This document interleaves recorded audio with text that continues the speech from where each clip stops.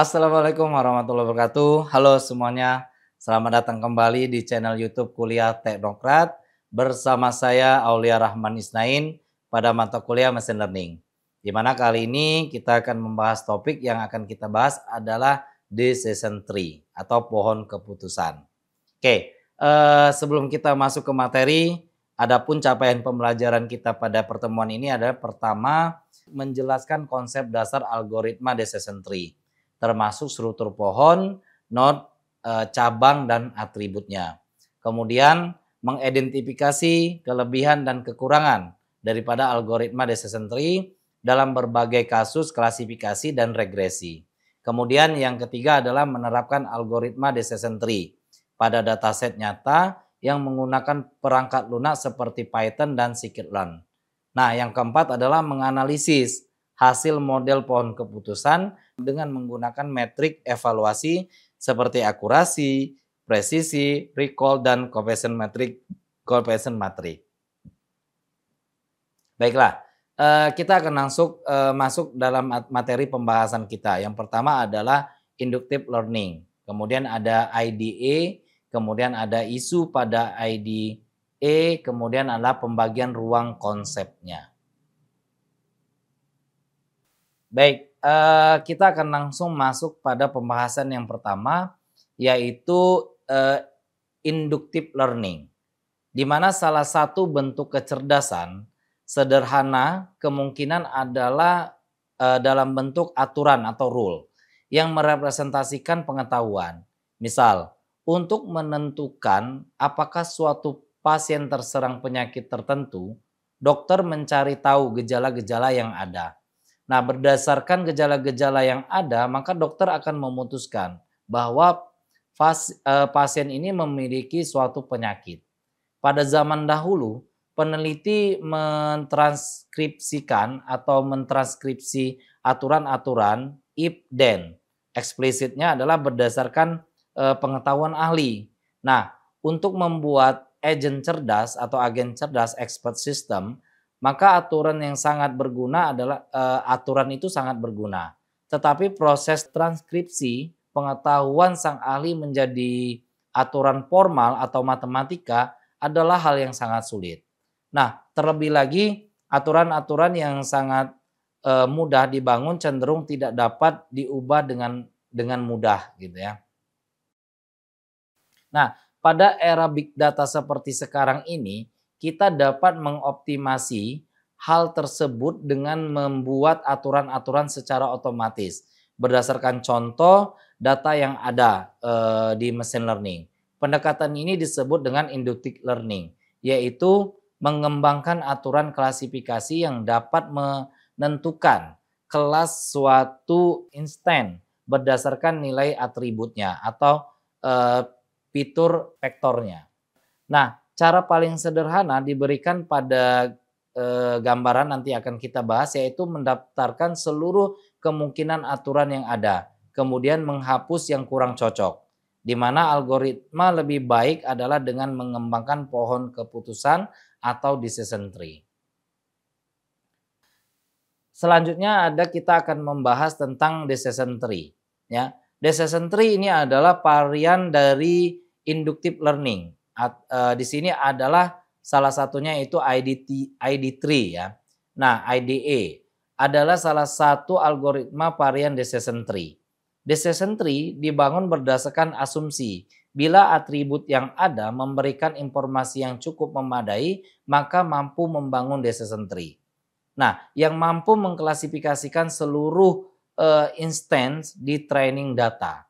Akan tetapi, kita tentunya ingin melakukan generalisasi, yaitu decision tree yang juga mampu mengklasifikasikan objek dengan benar untuk input yang tidak ada di training data.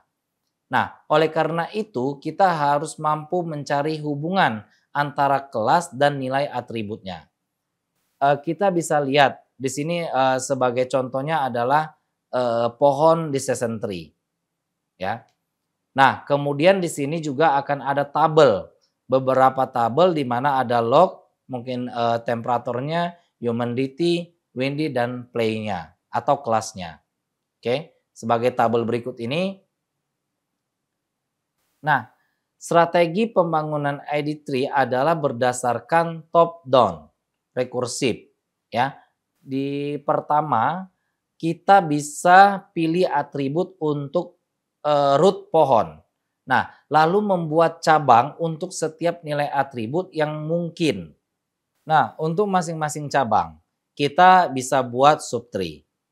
Oke. Nah, selanjutnya kita hentikan proses ini ketika kita sudah mencapai leap atau tidak bisa mencabang lebih jauh gitu ya. Leap di sini ditandai apabila seluruh instan pada cabang tersebut memiliki kelas yang sama. Atribut yang sudah dipilih pada unsektor tidak akan dicoba pada percabangan di cabang tertentu. Sebagai contoh, perhatikan gambar berikut ini ya, yang merupakan hasil ID3 untuk tabel berikut.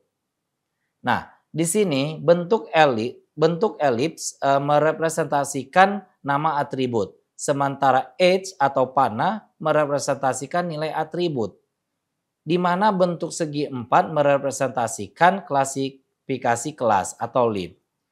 Pohon keputusan pada gambar ini dapat dikonversi menjadi kumpulan aturan klasifikasi berbentuk logika preposisi dengan menelusuri setiap cabang pada pohon tersebut.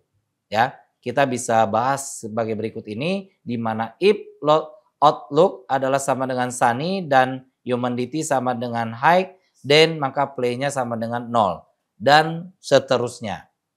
Karena decision tree dapat diinterpretasikan sebagai logika preposisi, model ini tergolong interpretable. Artinya manusia dapat mengerti proses terjadi pada model dengan mudah.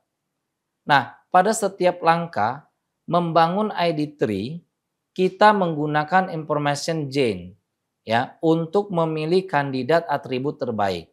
Di mana information chain ini mengukur kemampuan suatu atribut untuk memisahkan training data berdasarkan berdasarkan kelasnya.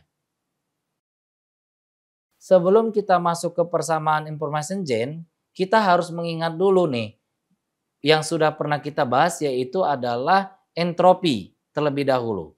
Di mana entropi atau derajat ketidakteraturan adalah informasi yang dibutuhkan untuk memprediksi sebuah kejadian. Diberikan distribusi probabilitas. Secara matematis, entropi di sini didefinisikan pada persamaan berikut, yang adalah X adalah keputusan nilai probabilitasnya. Oke. Kita juga dapat definisikan info sebagai persamaan di mana CI adalah banyaknya instan diklasifikasikan sebagai kelas ke I atau secara lebih umumnya ke node I. Oke, kita bisa lihat pohon keputusan dengan persamaan berikut ini ya, di mana informasi gen dihitung sebagai persamaan di mana CI adalah jumlah instan untuk kelas ke I. Di sini V adalah nilai atributnya. Ya. C pangkat V adalah banyaknya instan ketika dicabangkan dengan nilai atribut. Atribut V, C X pangkat V adalah banyak instan kelas saat percabangan. Nah, information chain dapat dimaknai sebagai pengurangan entropi karena melakukan percabangan. Kita bisa lihat persamaan berikut ini. Ya, sebagai contohnya, mari kita hitung informasi gen untuk atribut outlook sebagai root. Dari keseluruhan data, terdapat 9 instan untuk play sama dengan yes, dan 5 instan untuk play sama dengan 0. Kita hitung info semesta sebagai log basis 2. Oke, nah kita bisa lihat di sini persamaannya.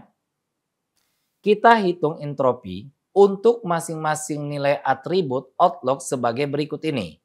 Di mana outlook sama dengan sunny, ada 2 instan dengan play sama dengan yes, dan 3 instan dengan play sama dengan 0. Saat outlook sama dengan sunny, dengan demikian kita bisa hitung infonya sebagai berikut ini. Lihat persamaan-persamaan di bawah ini. Nah, kemudian berikutnya dengan hasilnya yaitu 0,971 ya. Nah, berikutnya adalah outlog sama dengan uppercase. Ada 4 instant dengan play sama dengan yes dan tidak ada instant dengan play sama dengan no. Saat outlog sama dengan uppercase, dengan demikian kita bisa hitung infonya sebagai berikut. Jadi, nilai info 4.0-nya adalah sama dengan 0. Perhatikan, log 0 pada matematika adalah tidak terdefinisi. Tapi kita anggap 0 log 0 sebagai 0 dalam komputasi. Nah, berikutnya ada log sama dengan Rainy. Ada 3 instant dengan play sama dengan yes dan 2 instant dengan play sama dengan 0. Saat outlog sama dengan Rainy, dengan demikian kita bisa hitung infonya. Ya, info berarti 3,2. Dengan hasilnya menghitung secara persamaan berikut ini, hasilnya adalah 0,971. Kita hitung informasi gennya untuk atribut outlog sebagai berikut. Informasi gen atau log sama dengan info dan berikut seterusnya, di mana hasilnya adalah 0,247. Nah, dengan metode yang sama, kita bisa hitung informasi gen untuk atribut lainnya. Oke.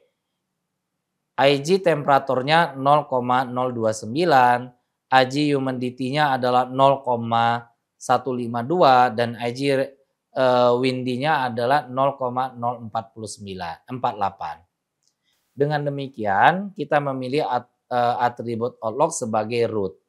Nah, kita lanjutkan lagi membuat subtree. Setelah memilih atribut outlog sebagai root, kita bisa hitung atribut yang tepat pada cabang outlog sama dengan Sunny.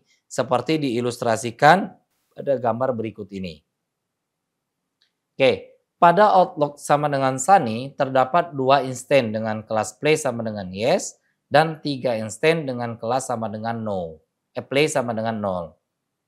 Kita hitung informasi gennya saat melanjutkan cabang dengan atribut humidity.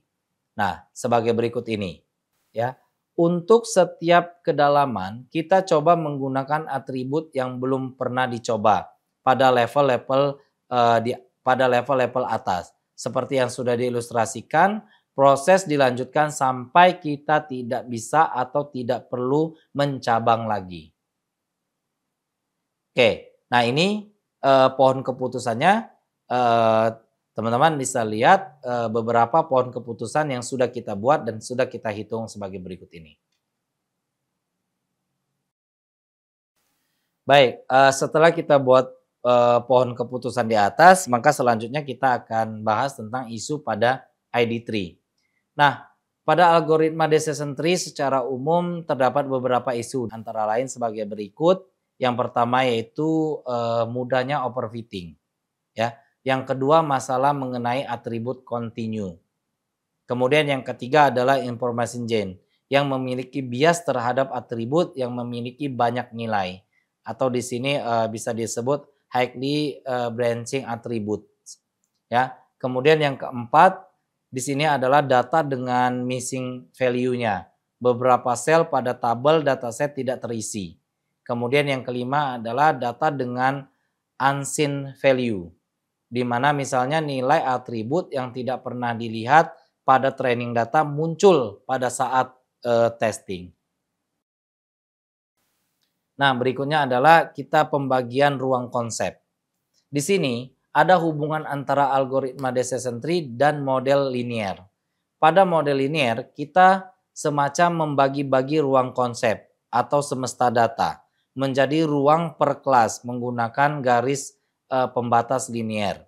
Di mana di sini decision tree melakukan hal yang hampir sama karena percabangan decision tree dapat dianggap sebagai linear.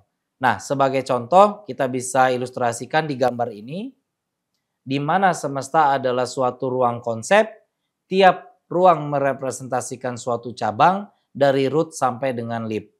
Nah, pada decision tree garis-garis yang membentuk ruang pemisah disebut sebagai decision boundary-nya.